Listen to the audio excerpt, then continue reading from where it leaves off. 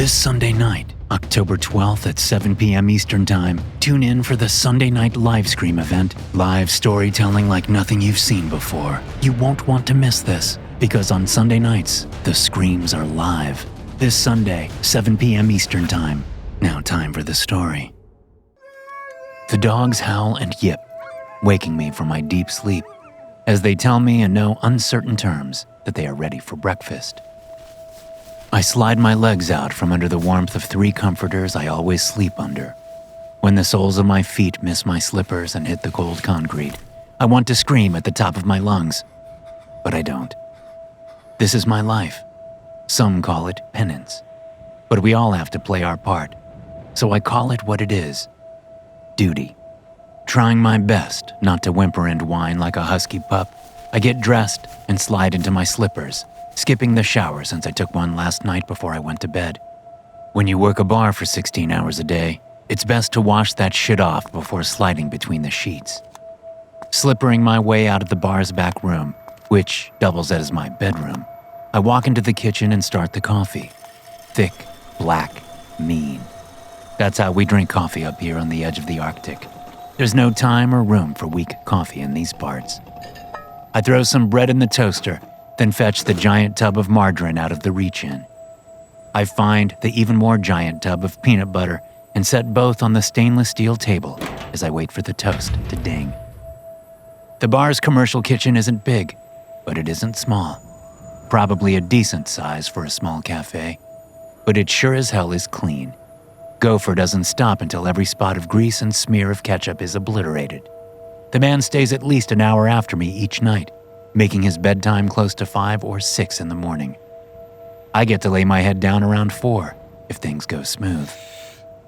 Taking a deep breath, letting the aroma of coffee fill my lungs, I go to the side door and look out the window at the absolute darkness that stares back at me. January in the Arctic isn't for people who have seasonal affective disorder. Where we are, there's no sign of the sun for a solid 3 months straight.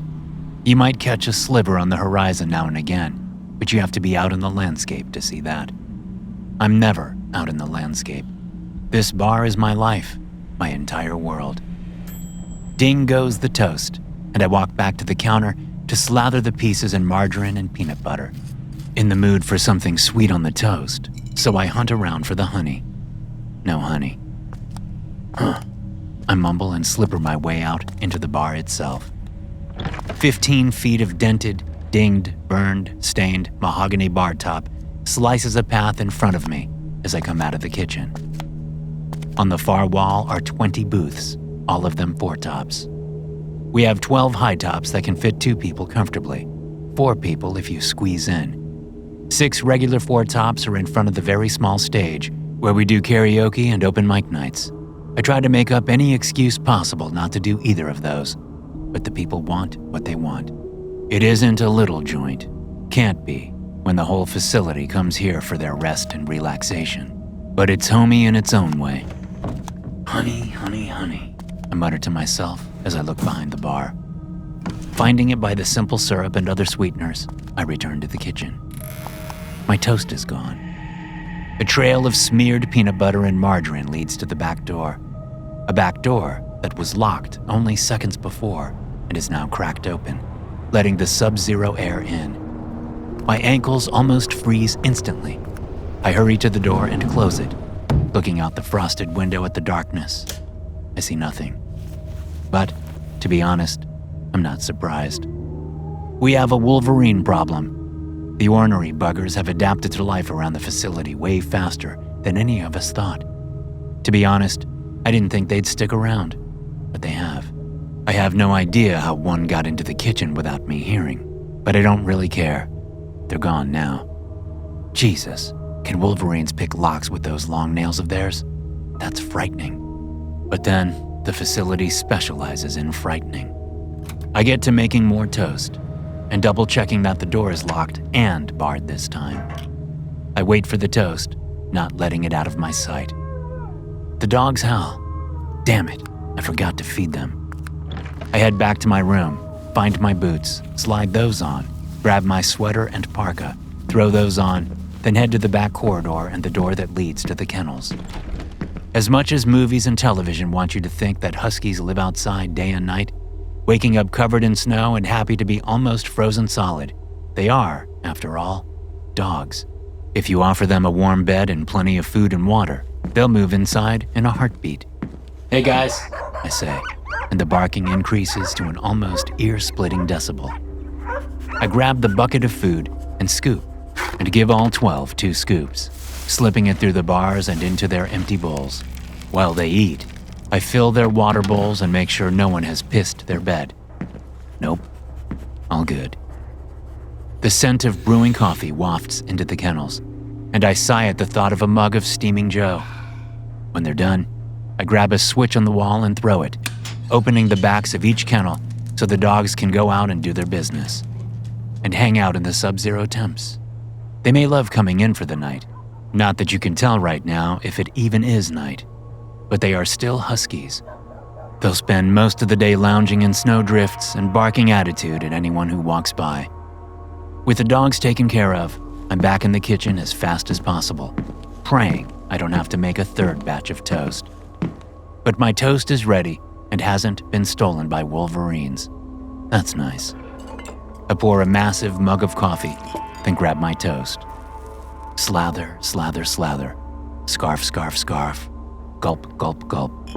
Breakfast done. I switch out the boots I'm still wearing for warm sneakers and then head out to the bar. I inventory the shelves and refill them from the stock in the back. Realistically, we have enough to ply the entire facility with booze for generations. Okay, maybe not that long, but I'll probably retire before we run out of vodka, that's for sure. Slice some lemons and limes, refill the cherries and olives, make sure I have all the sprigs of herbs I need, and prep is pretty much done. I glance at the huge Mickey Mouse clock hanging over the bar's front door and nod. 1:15 p.m. I still have 45 minutes before we open. Not bad. I hunt down a fresh container of mixed nuts and go around the bar, filling the complimentary bowls with snacks. Salty mouths drink more. Not that anyone pays for drinks or food here. No, the Den is a facility establishment, strictly on the house. Once finished filling bowls with nuts, I head over to our old-time popcorn maker and get a batch started. It takes 6 batches to fill the glass case, and even once full, it barely satisfies our customers. Why mixed nuts and popcorn? Saltier mouths drink more. Plus, popcorn helps fill bellies a little. You gotta balance out the alcohol somehow. Yeah, sure, we have a full kitchen, and Gopher is one hell of a cook. But people are weird when it comes to food. They'll shovel mouthfuls of communal snacks into their pie holes, then worry about the calories in the actual pie we serve. Never try to figure out the psychology of the service industry customer, especially a facility resident, or you'll go stark raving mad. I see some smudges I didn't catch the night before and grab my cleaning spray and rag so I can clean the tables properly now that I'm not dead tired after a hellish workday. Then, I do a little light mopping and make sure the bathrooms have full rolls of TP and the soaps and paper towels are stocked. As I come out of the ladies' room, I hear the sound of the small radio in the kitchen being tuned to the only radio station we get up here. It's some random AM country station out of Oklahoma. Don't ask me how that signal makes it to the Arctic. Some mysteries are best left unexplained. "Hey, Gopher," I say as I push the door open and walk into the kitchen. Gopher replies. That's about the extent of his vocabulary. Every once in a while I'll get a but those are rare. "Damn wolverines took my first attempt at breakfast," I say as the large man, and he is large, starts pulling out ingredients to prep for the late lunch, early dinner rush we usually get around 3 or so. Came in through the back door and took the toast right off my plate. I'm telling you, those things are getting smarter by the day. One day they'll have our jobs. I should have let the dogs out first. The wolverines would have stayed away.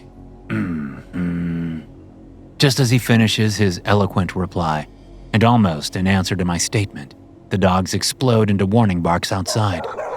Gopher and I look at each other, both concerned.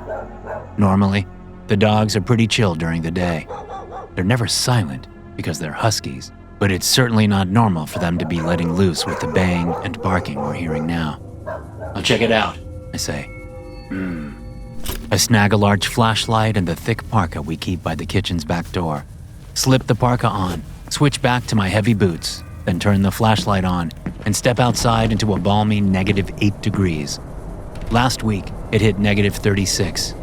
That was a slow day in the bar. You get below -20, and folks tend not to leave the facility housing no matter how much they want a beer or gin and tonic. Outside, I swing the beam around, but don't see anything immediately. The dogs are still going wild though, and I follow the sound until I've made my way to the front of the bar, where I see a familiar Range Rover idling in the snow-covered parking lot, the vehicle completely surrounded by huskies. "Dogs, get!" I shout. Half look over at me, still barking, while the other half keep their attention on the Range Rover. "Damn it! I said get!" All dogs pay attention this time and slowly back away from the vehicle. Then they each give me a dirty look and hurry back to their snow beds around back. I wave to whoever is inside the Range Rover. It's impossible to tell since the windows, even the windshield, are tinted, but I have a pretty good idea of who it is. The vehicle continues to idle. I wave again. "You can come on in if you want," I shout. "We open in an hour, but no need to sit out here until then." No acknowledgement of any kind. "Suit yourself," I shout, then head to check on the dogs. They're fine. And back to the kitchen. "Range Rover's sitting in the parking lot," I say to Gopher as I hang up the parka and put the flashlight away. "I told them to come in, but didn't even get a headlight flash in answer. If it's who I think it is, she's a day early. Probably nothing. The smell of onions caramelizing in a large skillet makes my mouth water. I'll have to have Gopher whip me up a burger with onions and Swiss later. Maybe some bacon too. "Those onions going on the special?" Nice. You aren't worried about her being early?" And a shrug. "Yeah, you're right. She probably just made good time." "Glad you agree." I grab a handful of homemade potato chips from the bin by the fryer and walk back out to the bar. I'm double-checking what I already double-checked when a voice from the corner booth almost makes me choke on the chips still in my mouth. "Sorry, you said I could come in," a woman says. She's too shadowed for me to get much of a look, so I go and flip on all the house lights early. Usually, that's the last thing I do before I unlock the front door. "Nice trick. How'd you get in?" I ask, glancing at the door. "You aren't a Wolverine, are you?" I laugh. She doesn't. "That was a joke." "The door was unlocked," she says dryly. "No, it wasn't." "Yes, it was. Go check." "Well, yeah, I'm sure it's unlocked now. You're inside and not outside." "Then what's the problem?" "It should have been locked." "It wasn't." "We've established that." "Maybe whoever closed up last night forgot to lock it." "I close every night, and I never forget to lock it." Then I realize the issue. "Damn Wolverines." "I'm sorry, but what's with the Wolverines?" "Damn Wolverines." "As in the largest member of the Weasel family? Those Wolverines?" "In a way. They moved in a year or so back, and have been nothing but a pain in the ass. The sons of bitches can pick locks. Took my breakfast this morning. They probably unlocked the front door, too. Nothing but agents of chaos, those damn Wolverines." There's silence for a few beats then. "Are you messing with me?" "I wish I was. But we've got a real Wolverine problem here, and the facility isn't helping do anything about it." "Oh, you're serious?" "As serious as a Wolverine concentrating on a lock so they can steal my toast and peanut butter." "I don't know what that means." "Stick around long enough and you will." With the lights on, I can see her clearly now. I'd forgotten what a beautiful woman she is. All long, dark hair framing an ivory, chiseled face. If the nose were a hair longer, then her looks would be considered severe. Instead, she's elegant, refined, classy. "Care for a drink?" I ask. "We're not open yet, but I did invite you in, so I'd be a shitty host if I let you go thirsty." "Do you have any wine?" "Of course. I have a great Cabernet if you want red, or a lovely Chenin Blanc if you like white. No Pinot Noir? Sorry, our wine offerings are limited. I used to carry more, but it would all go funky. I finally found a couple that can survive the temp extremes that bottles endure on their trek up this way. Way too much hot to cold to hot to warm to freezing. You get the picture. I shrug. Plus, this is more a beer and booze kind of clientele around here. The facility. I cock my head and raise an eyebrow. You know about the facility? You just mentioned it. I did? You did. Doesn't matter. It's why I'm up here. I'm a reporter, and I've been trying to track this place down for years. A reporter, you say? I didn't think your lot still existed. We're a dying breed, that's for sure. AI writes everything these days. Not here. I still handwrite all of our specials. I laugh. She doesn't. Sorry, just lightening the mood. Did it get heavy? We were talking about the demise of your profession. You were. I was talking about the facility. What do you know about it? Wow, getting right to the point. How about you move up to the bar and I get you that wine? It'll be easier to talk. I was hoping to stay back here and observe your customers as they come in. Oh, right. Keep a little anonymity, so you can scope out who you think might dish out some dirt on the facility. I get it. Is there dirt to dish on the facility? Plenty. Then I think I'll stick to my plan and sit back here. Haha, but that's not gonna work. Folks will clock you the second they step through the door. First, we don't get many visitors up around these parts, so that Range Rover being out in the open will get their attention instantly. Second, everyone knows everyone else, so you're gonna stick out like a sore thumb, regardless of the heads up your Range Rover will already have given them. Tight-knit group here, eh? No strangers. Is that so? Yep. I pat the bar. Have a seat. The wine is on the house. Red or white? How's your old-fashioned? It doesn't have any wine in it. I'm going to pass on the wine. I didn't exactly sell it, did I? She shakes her head. One old-fashioned coming up. I get to mixing her drink as she walks over to the bar. While mixing drinks is part of what I do here, it's not the most important part. No, that would be keeping an eye on folks. When you live in an extreme spot like the edge of the Arctic, you watch for signs of folks starting to lose it, or starting to maybe think thoughts they shouldn't. You can see it on their faces when the idea of punching the dude across from them flits through their minds. But with this woman, I'm not trying to make sure she isn't losing it. No, I'm trying to make sure she finds it. She's not tall, that's for sure. Maybe 5'3", but that's pushing it. The woman walks with confidence, even dressed in an expensive-looking snowsuit with an even more expensive-looking parka over it. She moves with grace and ease. So, how long have you been a reporter? I ask, as I set the old-fashioned down on a coaster and slide it in front of a bar stool. She takes the stool next to it and grabs her drink. I smirk at her show of independence. To her, she doesn't know me from Adam and isn't going to let me run things, obviously. A while, she answers and sips her drink. Oh, that's good. You know how to mix a drink, sir. It's my job. I answered yours. Your turn to answer mine. How long have you been a bartender? Tender. That's not a time frame. Oh, I mean I'm not a bartender. I'm a tender. You say that like it was an uppercase T to it. I shrug. Tenders are important around here. What's that? The sign's off, T, a man says as he hurries into the bar, stomping snow from his boots. Damn it, Billy! Knock the snow off outside! You don't have any of the lights turned on outside, so how am I going to see to knock them off? The lights aren't on because we aren't open yet. Door was unlocked. That's what I told him, the reporter says. She gives him a wave. I'm Annie. Then Billy sees the woman. He looks at me. I shake my head. He looks at the woman, swallows, and smiles. Hello, Annie. I'm Billy Squirrel. Squirrel? Interesting last name. Billy shoots a quick frown my way, but lets the comment go. We're on thin ice, and he knows it. I alerted everyone to the fact that she was coming back, but she's a day early, so... And what's your last name, pretty lady? Billy says as he saunters over to the bar. Well, It sure as shit isn't pretty, nor lady, Annie replies. No offense meant, Billy says and pats the bar. Whiskey with a pickleback. Gopher! Gonna need some pickle juice up here! I shout when I open the small bar fridge and realize I missed that ingredient. And Worcestershire! You make a lot of Bloody Marys, do you? Annie asks me. Must be hard to get fresh celery all the way up here. Nah, we grow it in the facility, Billy says.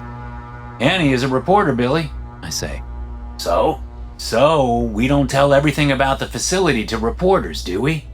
Annie laughs. Uh-oh. Is growing celery the big secret? Billy doesn't say a thing in response. The facility's business isn't for strangers, I say and shrug. Company policy. That's the policy with most companies, I found, Annie says. I spent 3 years deep undercover with a private equity firm. Turns out, they were financing half the civil wars in third world countries across the globe. Oh? What happened to that company? Did you take them down with a blistering expose? Something like that, she says, and sips from her old-fashioned. Dang, this really is good. What's the secret? Tender magic. Okay, what's with this tender thing? Is that a company policy too? The bartender has to have a special name? Just my name and my job. Yeah, right.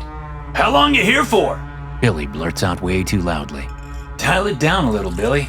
I pour his whiskey as Gopher comes out of the kitchen with a mason jar of pickle juice and a large bottle of Worcestershire sauce. Thanks, Gopher. Gopher? Squirrel?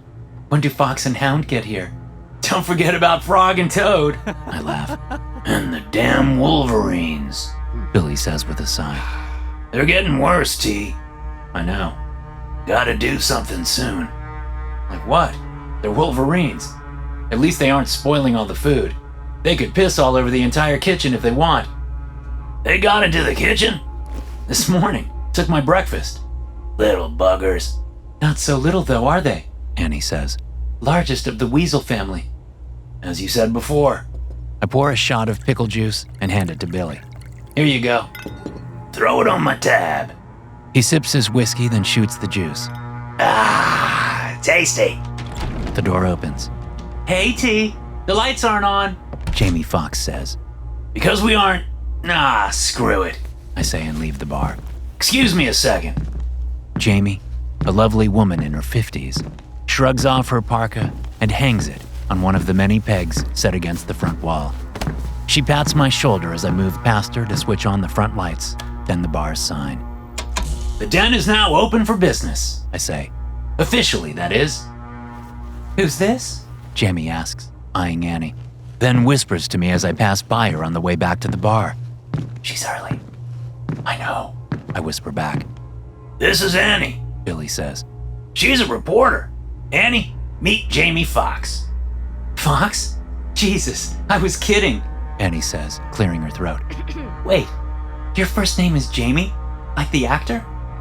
Spelled differently, Jamie says, still eyeing Annie. Then she turns to look at me as I take my place behind the bar again. A reporter, huh?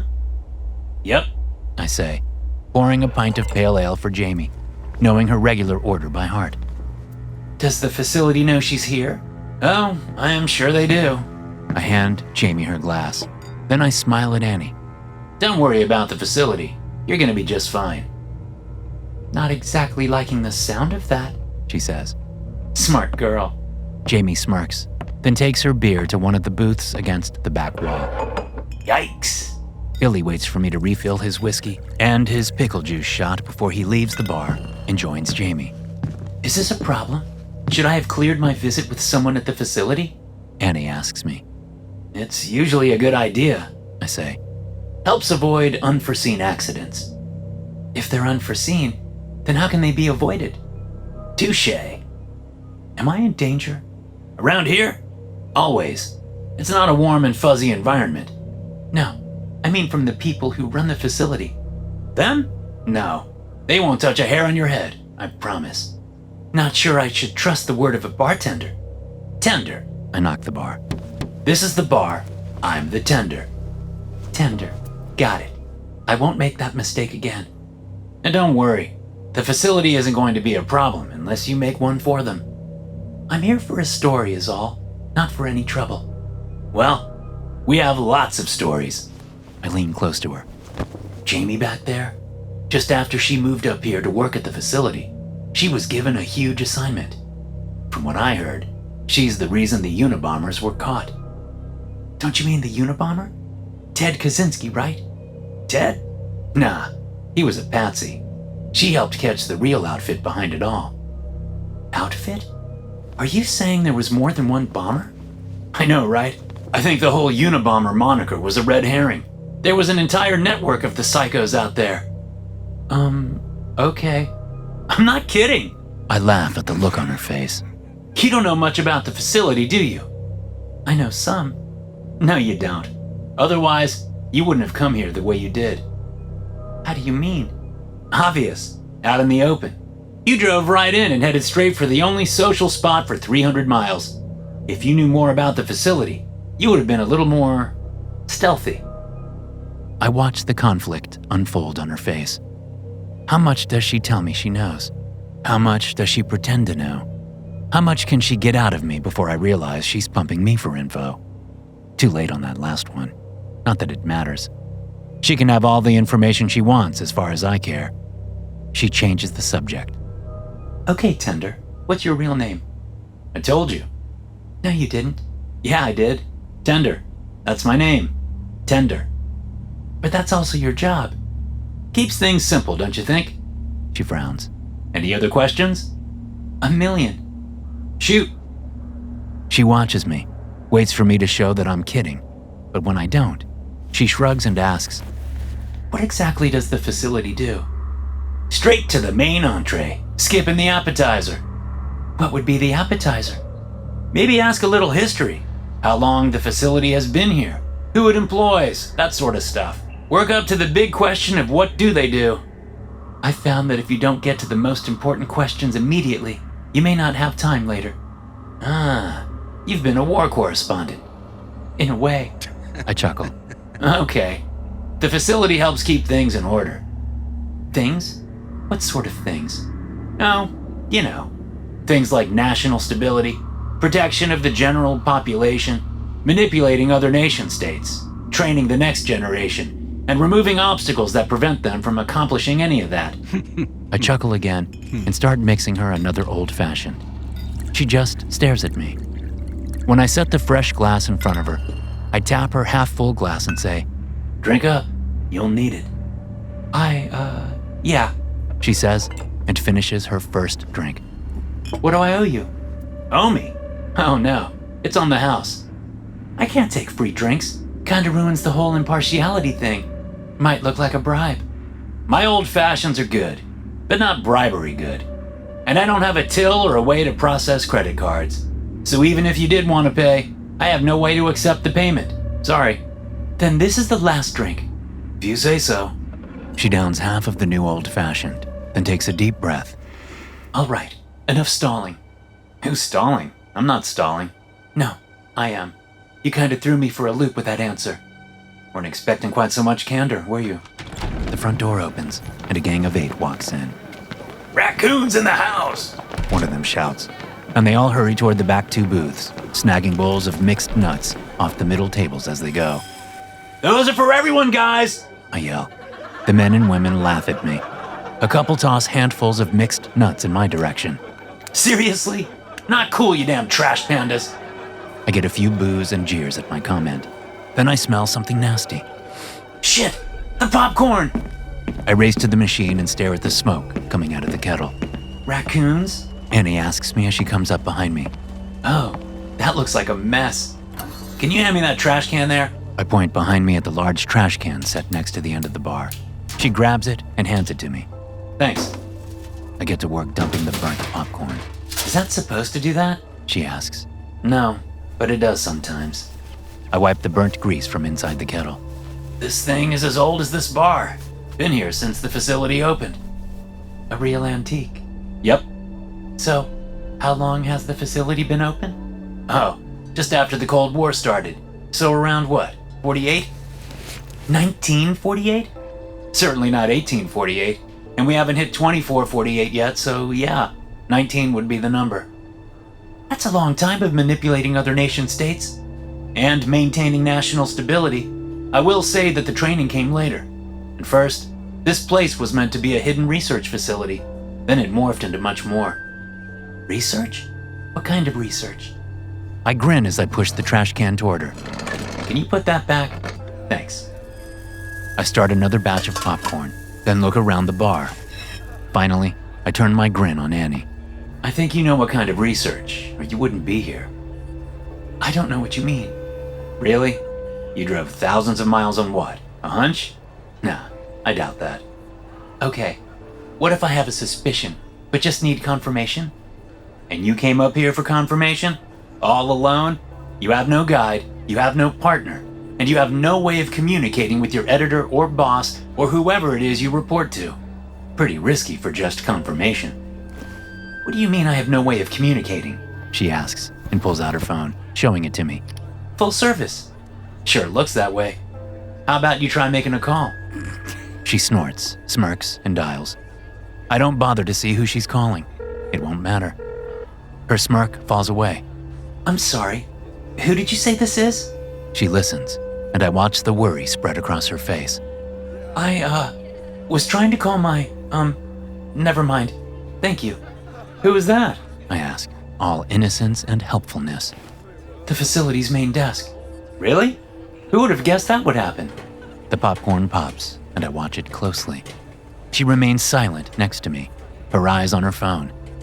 Nice trick, she says as I dump the kettle and get a new batch going. T, you gonna serve us or what? One of the raccoons shouts from the back corner. I'm making popcorn! Yeah, well, we're thirsty. Maybe you shouldn't have eaten all those nuts so fast. Whatever. Oh, that reminds me. We need more nuts, T. Fine. How many pitchers? 6? 3 stout, 3 pale. Coming up. I lean down, getting in Annie's line of sight. She's a little freaked out by being cut off from communicating with the outside world. She barely looks up at me. Thank you. Can you watch the corn for me? What? Oh, sure. When it stops popping, reach in and dump the kettle. I'll refill when I get back. She nods. I go behind the bar and start filling pitchers. How many glasses? I ask the raccoons. 8, duh. Just checking. Didn't want to assume everyone was drinking tonight. Someone needs to be alert, so you all can walk back to the facility without getting lost in the tundra. They laugh and laugh and laugh. It's our thing. Raccoons don't get lost, no matter how many pitchers they drink. I glance over at Annie. She's fiddling with her phone like I figured she would. Don't forget about the popcorn! I yell over at her as I deliver the first 4 pitchers, then return for the last 2 and the 8 pint glasses. Annie doesn't even notice my yelling, so once the beer is delivered, I rush to the popcorn and dump the kettle before it can burn. Thanks for staying on top of things. She looks up from her phone. I'm cut off. Yeah, I know. I said as much. What is the facility hiding? Oh, you know, everything. I point at the raccoons. Like those guys. Best thieves on the planet. They can steal anything. Did you know that half the paintings in the Louvre are forgeries? The real ones are in the facility for safekeeping. I've confused the hell out of her, which was bound to happen today. And I think she's getting scared. Her eyes dart about the bar. Okay, so I'll let you in on a little something, I say, trying on my warmest smile, hoping to calm things down a little before she has a full-on freakout. This was supposed to happen tomorrow, not today. I wasn't mentally prepared when the dogs woke me up. Everyone in this place has a secret to tell. Most have multiple secrets. Some secrets are pretty benign in the grand scope of things, while other secrets, well, they can change your entire perception of history. What does that mean? Billy, come over here. As Billy walks over, I get another batch of popcorn popping. What's up, T? Hey, Annie. Hi, Annie says. You keep saying my name like you know me. I read some of your stuff, he says quickly. Really? Like what? He's full of crap, I interrupt. He doesn't have the attention span to read. You're not wrong there. Tell Annie about your grandfather. Norman Squirrel? Sure. He was the first of our line. The first squirrel, and the first of us to be sent out on assignment. On assignment? Was he a reporter too? Annie asks. Grandpa Norm? Shit, no. But he was an amazing agent. Agent? Just tell the story, Billy, I say as I watch popcorn cascade out of the kettle, waiting for my moment to dump it all and get the last batch going. You know who JFK was, right? Billy begins. He always asks that question when he starts the story.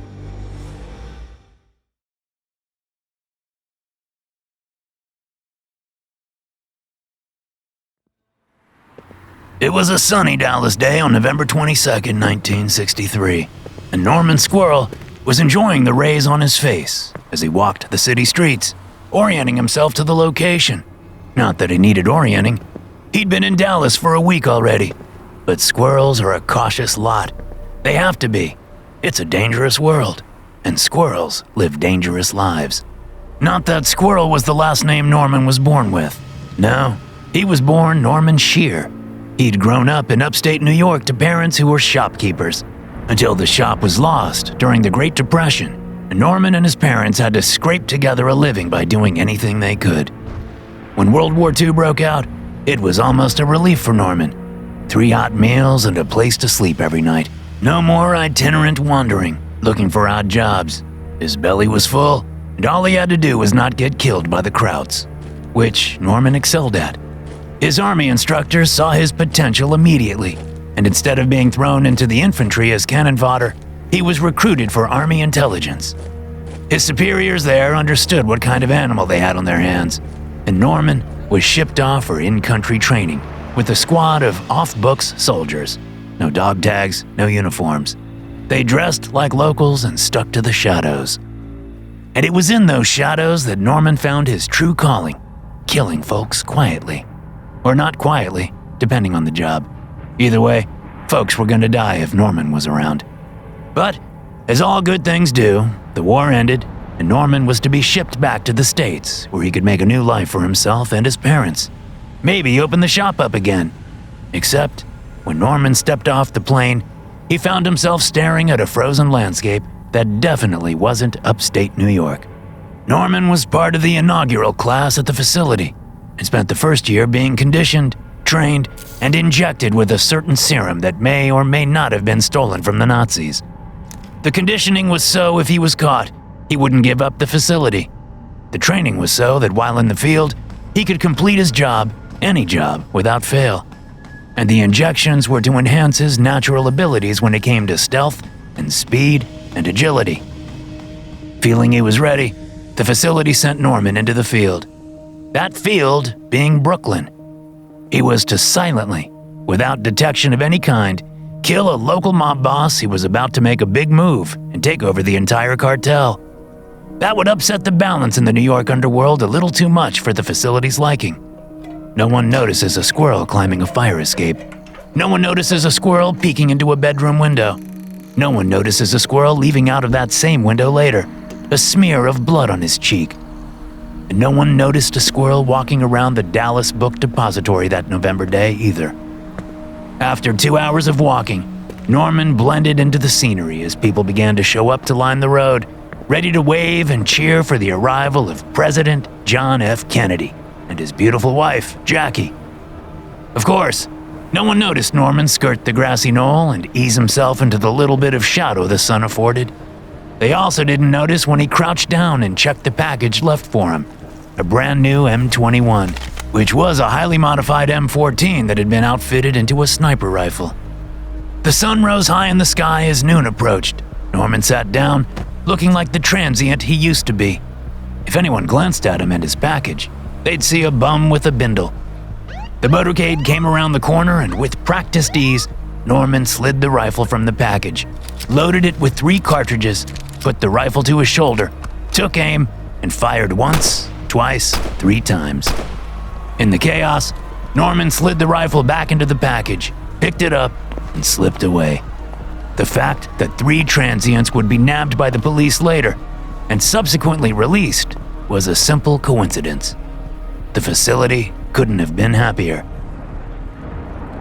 You're saying that your grandfather killed JFK? Annie asks, rolling her eyes. Grandpa Norm pulled the trigger, yeah. Oh, but what? It was the facility who really killed Kennedy?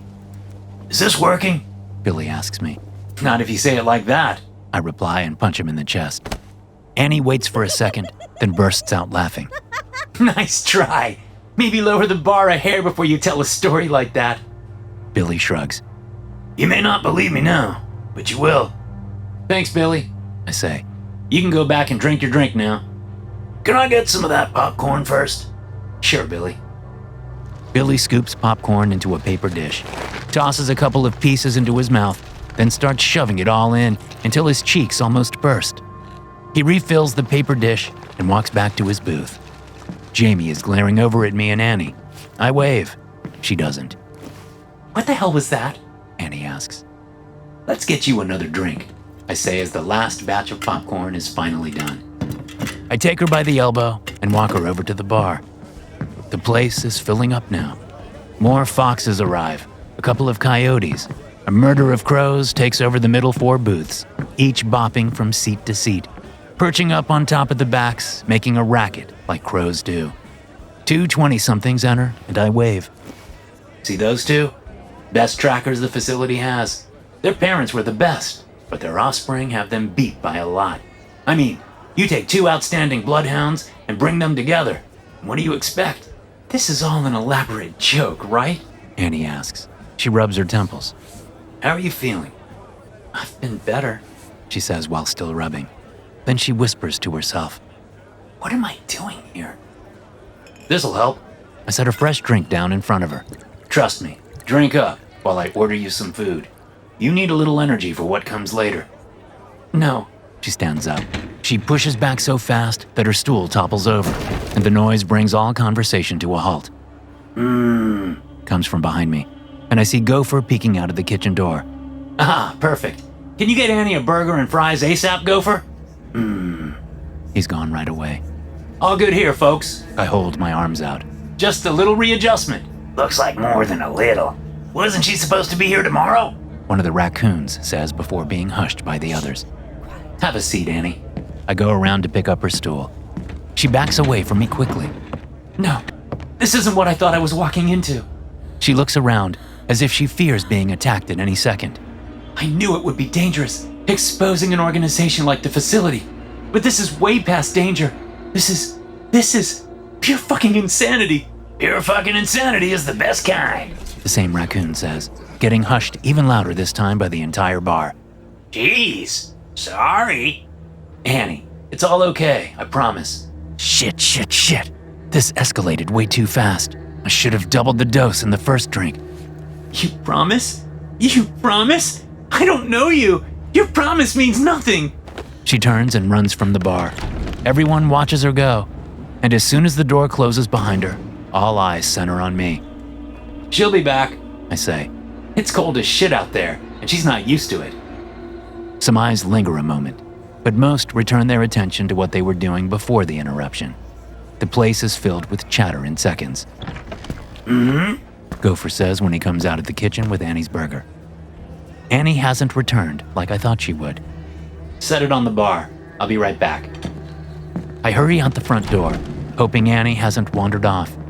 I find her standing in the parking lot, turning in a slow circle, her arms wrapped about her body as she shivers uncontrollably. Annie, come inside. I shout. The wind has picked up, and I can smell fresh snow about to dump. I'll explain it all, I promise. Screw you and your promises. She yells back, her teeth chattering. She turns in one more full circle. Where's my fucking car? Well, it wasn't your car. It was the facilities. They probably sent over a gopher to get it. The cook? No, a different gopher, I say, then pause. Although, now that I think of it, it is a little confusing having gopher named Gopher when there are other gophers. That's the confusing part? She shouts at me. You are going to freeze to death unless you come inside, Annie. Don't worry about Range Rovers or gophers or squirrels. There's a delicious burger with your name on it sitting on the bar right now. Eat some food, have a couple more drinks, and it will all become clear. Drinks? I bet you're spiking the drinks with something. That's why I'm feeling weird. Yes, I know you're feeling weird. That's good. It means the drinks are working. What? Wait, are you saying you did spike my drinks? Of course. It's part of the process. What fucking process? Well, that's something you have to discover on your own. Otherwise, you could get stuck in this persona. This is madness. No, madness is standing out here in sub-zero weather when there's a very warm bar with hot food only steps away. I'm not going back in there with you! Annie, do you want to go home? Yes, I want to go home, now! And the only way you can do that is by coming inside and sitting down so you can eat your burger and finish your old-fashioned. I know you don't want to, but you have to trust me on this. Can you do that? Can you trust me? Aren't you listening? No! I can't fucking trust you! Fair enough. Then stay outside. You'll be dead of hypothermia in maybe 10 to 15 minutes, if that long. I mean, I'm about to fall over and die, and I'm used to this weather. I'm not going in there. Okay, that's your choice. I smile, nod, then turn and walk back to the bar. It feels like heaven inside, although the raccoons seem to be messing with the crows by throwing peanuts at them when they aren't looking. So maybe not exactly heaven. Knock it off! I yell over at the raccoons. Gopher drops off 4 burgers, 2 fries, and a plate of nachos onto the bar. Thanks. I say, then shout. Burgers, fries, nachos! The bloodhounds fetch the burgers. A couple of foxes grab the fries, and a coyote wanders over for the nachos. I said no jalapenos. He growls. Pick them off. My eyes move to the front door. I don't want to pick them off. Someone else to. Looks like you got the job. Congratulations. Asshole. The front door opens, and an almost frozen Annie stumbles in. Jesus, T! You left her out there? Billy shouts.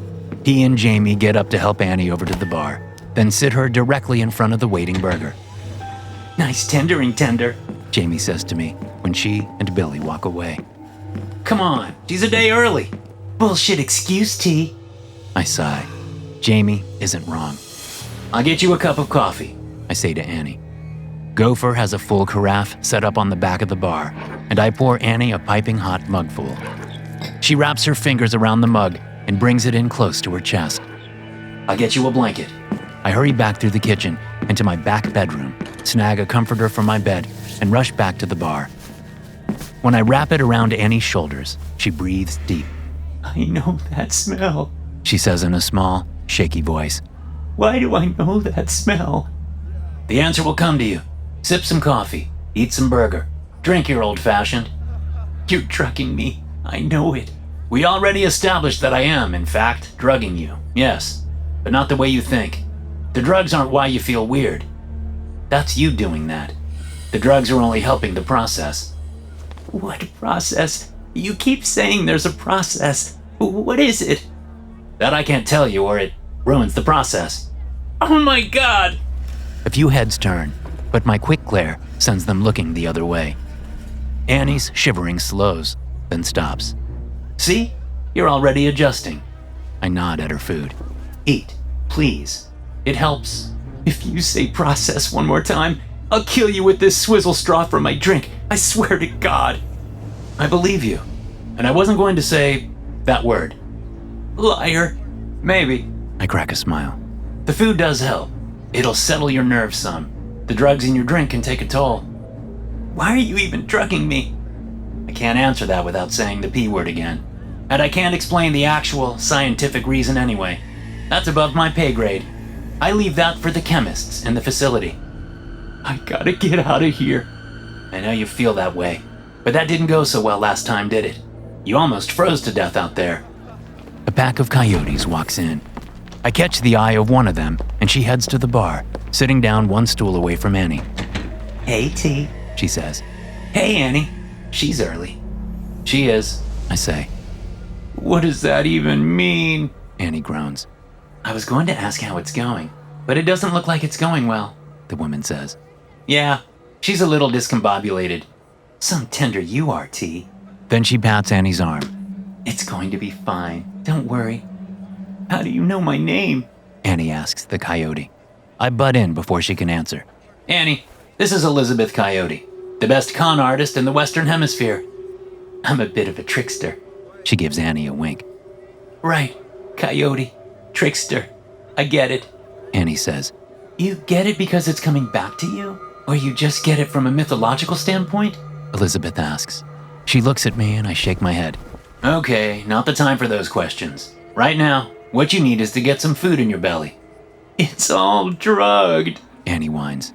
Just the drinks. Food is clean. Here, see? Elizabeth takes a huge bite out of Annie's burger. Perfectly safe. Her eyes go wide. Damn, this is good.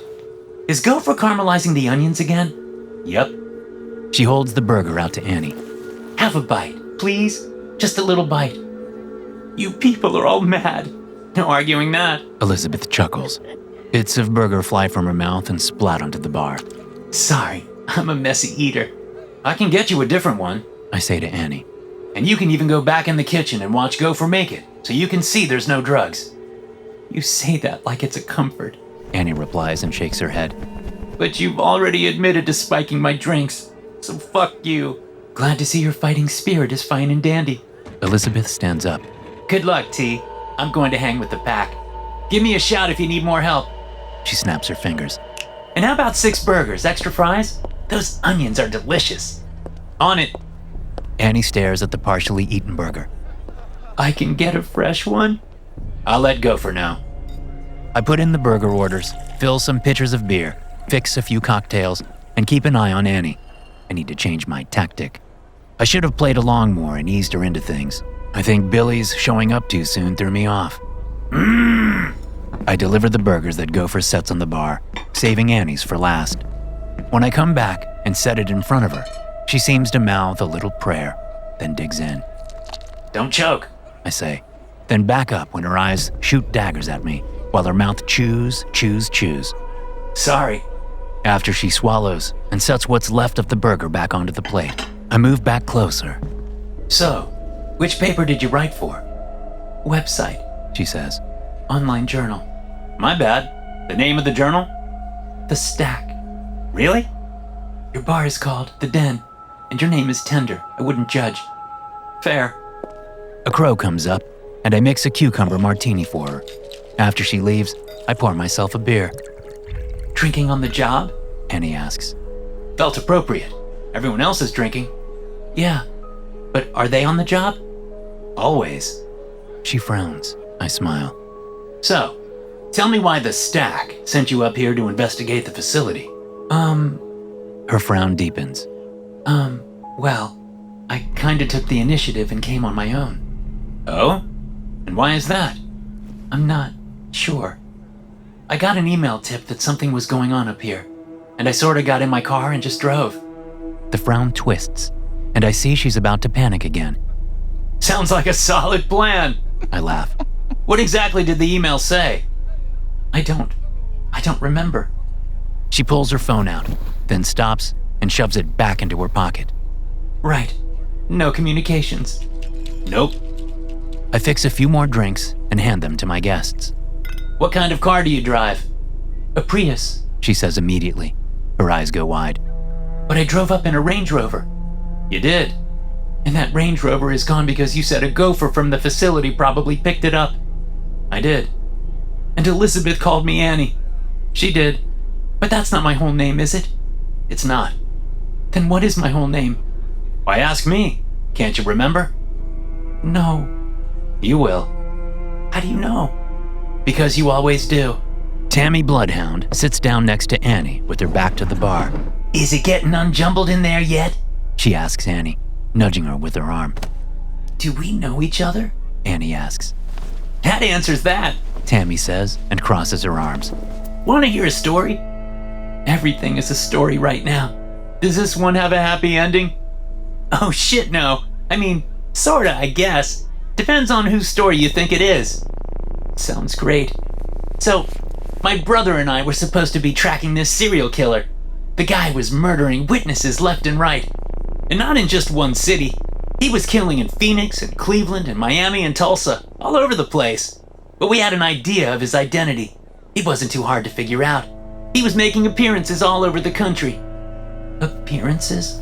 Oh yeah. He was hopping the country for restaurant openings and book signings and all that kind of stuff. A serial killer was doing all of that? Do you want to hear the story? Oh, sorry. Yes, please. Annie eats while Tammy talks. There was a famous chef who became a famous author, who became a famous TV personality. Everyone knew him. He was acerbic and witty and knowledgeable and had great connections. He also had a taste for human meat, especially for down on their luck, just trying to get by waitress human meat. Now, normally, food service employees are completely expendable in this country, but the level and frequency of this famous personality's kills was beginning to be a problem. He knew certain things about certain people in certain high places of power, because some folks can't shut up around celebrities, and some folks can't shut up when the wine flows. Add those two together, and secrets get told. The facility had been looking the other way for years, but the famous personality's appetite was growing so large that he was bound to get caught at some point. And what would he do if he was caught? He'd use those secrets he'd been told as leverage to stay out of prison. The facility couldn't let that happen. Now, the problem was, this famous personality was smart, like really smart. He never procured his victims from any of the restaurants he was visiting, or reviewing, or shooting as many TV shows in. No, just like in his TV shows, he sought out the dankest, dirtiest, most overlooked eateries in whatever large city he found himself in. And he only hunted in large cities. Small towns, tight-knit communities would notice that their lovely yet troubled Lolas and Trixies and Betsies had gone missing. In large cities, women come and go all the time and no one bats an eye. Did I mention he was smart? Insanely so. One evening, in a massive city that shall not be named, but makes some killer deep dish pizza, the famous personality waved goodbye to the crowd at the auditorium where he was speaking and selling copies of his latest book, and slipped out the back door unseen, but not unsmelled. His handlers, assistants, managers, and even his girlfriend at the time didn't know where he went. Oh, that's just Tony. Probably off looking for egg rolls stuffed with turkey and mashed potatoes. You know how Tony gets after a talk. He's blowing off steam is all. The excuses piled up that night, and everyone went about their business. Did they know? Most of these people weren't stupid either, so some had to know. Yet none said a word. So, there I was, on behest of the facility while my brother was in a different large city, just in case a different subject turned out to be the killer, which he wasn't. I'm sitting in the back row of the auditorium when the famous personality finished and walked off the stage. In seconds, I was outside and across the street, watching the alleyway behind the auditorium, when I saw a window on the third floor open up. The damn guy had ditched his entourage and gone upstairs, not out the back. I had to smile at his guts as he climbed up to the roof and was lost from sight. But there are only so many ways off a building. I circled the auditorium and found the fire escape on the other side. The famous personality was nowhere to be seen, but I didn't need to see him. I only needed to smell him. His scent went on for 3 blocks before it was gone into the street. He'd caught a taxi. I hailed my own, got in, and asked the driver to roll my window down. He complained that it was raining. I slipped him an extra 20 and the window came down. "Where to?" he asked. "Drive," I said. "Yeah, I need a destination." "Make a grid, 4 blocks, around and around." "That's not a destination, gonna cost you." "Just fucking drive." He shrugged and drove. After we hit the far side of the grid, with my head hanging out the window, I caught the famous personality's scent. He was in a taxi all right, and the taxi had passed this very intersection only moments before. "Go straight. Be ready to turn when I say," I told the driver. "Whatever," he replied.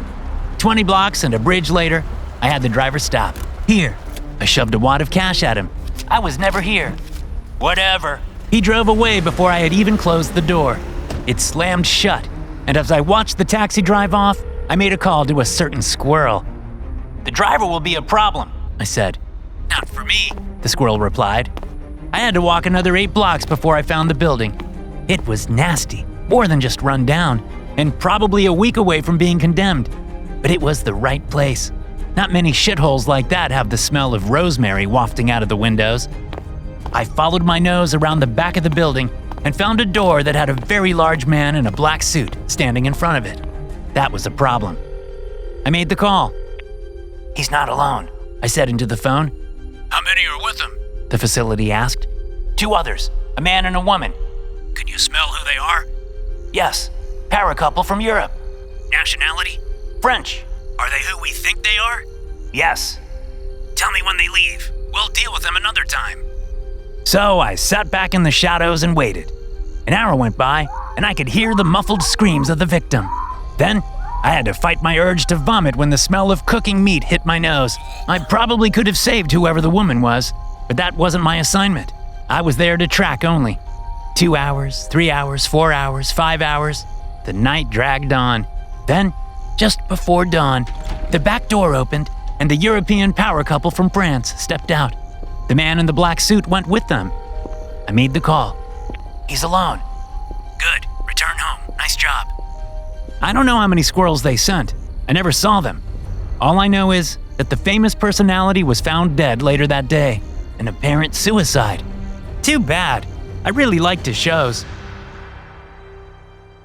I have so many issues with that story, Annie says. Want to know the guy's name? Tammy asks, almost jumping in her seat. I don't know, do I? Anthony Bourdain. What? That's insane. Well, yeah, most serial killers are. Bummed me out when I heard. I say. I had his books. Once he was gone, his network of influence unraveled quickly. Turns out that people who eat other people aren't exactly loyal to those who also eat other people. The facility took advantage of COVID to have those who could become a problem eliminated one by one without any questions asked. That can't be true. Annie looks at me. Then she shakes her head. Not sure why I'd trust you to say any different. It's all true. I say. Like I said, I was bummed. So, is that what the facility does? Track people down and kill them? Celebrities? Presidents? Sometimes. Tammy says. Sometimes they do other stuff. Like what? Annie asks.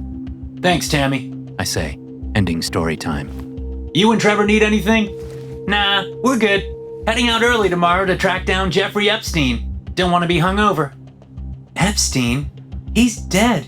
He committed suicide in jail. Did he? Are you sure? Yes, it's been fully documented. It sure was. She gives Annie a wink. See you when I get back.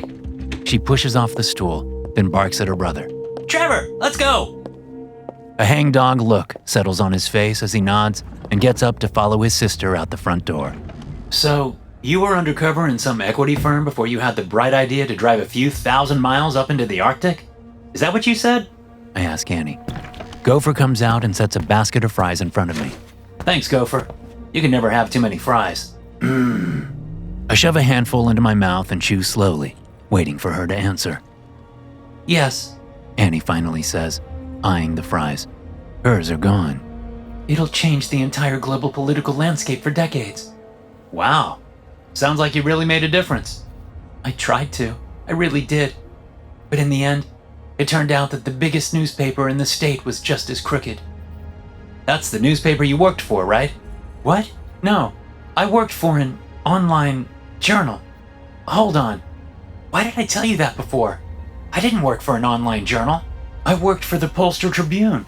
It's the drugs. They mess with your head. But it sounds like you're coming out of it. I am? What's your name? Annie. And your last name? It's, I don't know. You will. Have some fries. She eats, she chews, she thinks. They don't turn into animals. They just have animal traits built into their DNA because of the serum. Her eyes shoot wide open. How the fuck did I know that?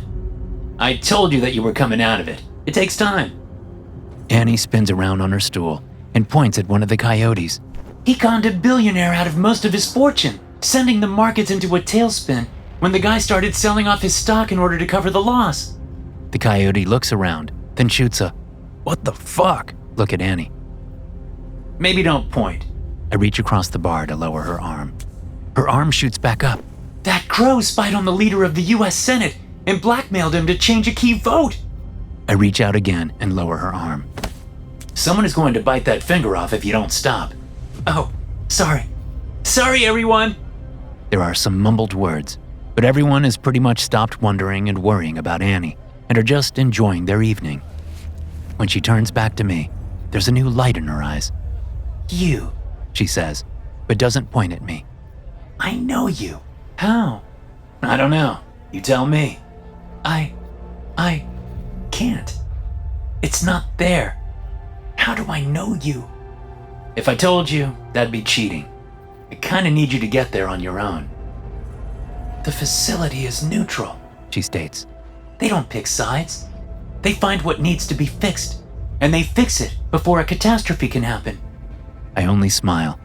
Saying anything, even acknowledging that she's right, only slows the process. And I was sent on my assignment because I'm a... Her phone dings. Everyone turns in their seats and stares at her. Annie, how did you get a message? I ask. She takes out her phone and reads the message. Well, this has been fun, She gets up. but I gotta go.